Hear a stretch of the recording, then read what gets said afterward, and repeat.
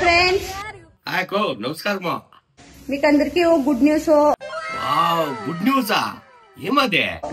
నేనంటే ఇష్టం కాకుండా వాళ్ళకి ఒక బ్యాడ్ న్యూస్. అవునా? అట్లా బ్యాడ్ న్యూసా?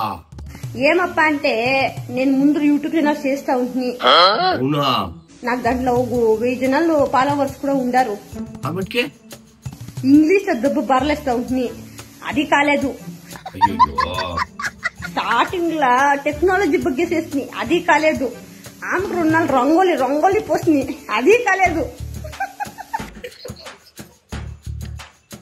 నా బతుకి ఏం వేయాలని అర్థం చేసుకుని ఇదంతా మాకు సెట్ అయ్యేది యూట్యూబ్ ఇడిచేసి మూసుకొని ఇంట్లో పొడింది. ఆమెకి 2 నాళ్ళు అయినాక సరే ఇన్స్టాలో రీల్స్ అలా చేస్తాము. ఇదంతా ఏమిటి మాకేసి యూట్యూబ్ పరేసేసి ఇన్స్టాలో రీల్స్ చేస్తా ఉంటుంది. ఏమో అడ్డేట్ మీద గుడ్డేట్ ఒక రీల్ వైరల్ అయిపోయా. నేను ఈ జనాలకు అందరికి తెలిసిపోతుంది. ఫ్రెండ్స్, ఇది నా స్టోరీ, నిజంగా రియల్ స్టోరీ ఇది.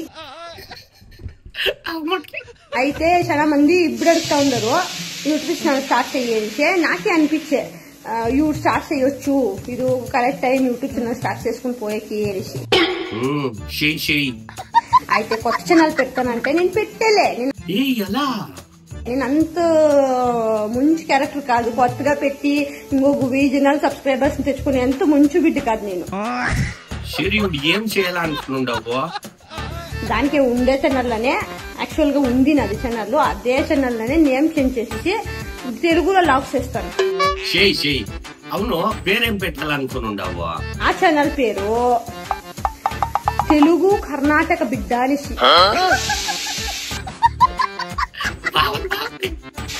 లేకపోతే ఇదే ఛానల్ పెట్టిస్తాడు కూడా నిమ్మ సజ్జాపుర సుసేనే అనేసి. అది కూడా బాగుంది కదా.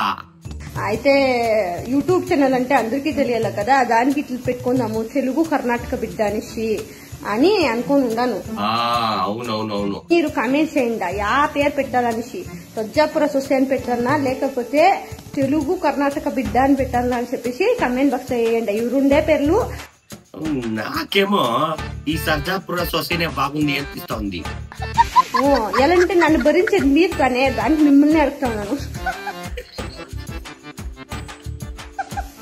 ఏమంటారు ఫ్రెండ్స్? కరెక్ట్ అదే. బాయ్. అక్క ఫాలోవర్స్ ఎవరన్నా ఉంటే అక్కకి బాగుండే పేరంటే చెప్పండి. వస్తా. నమస్కారం. బాయ్.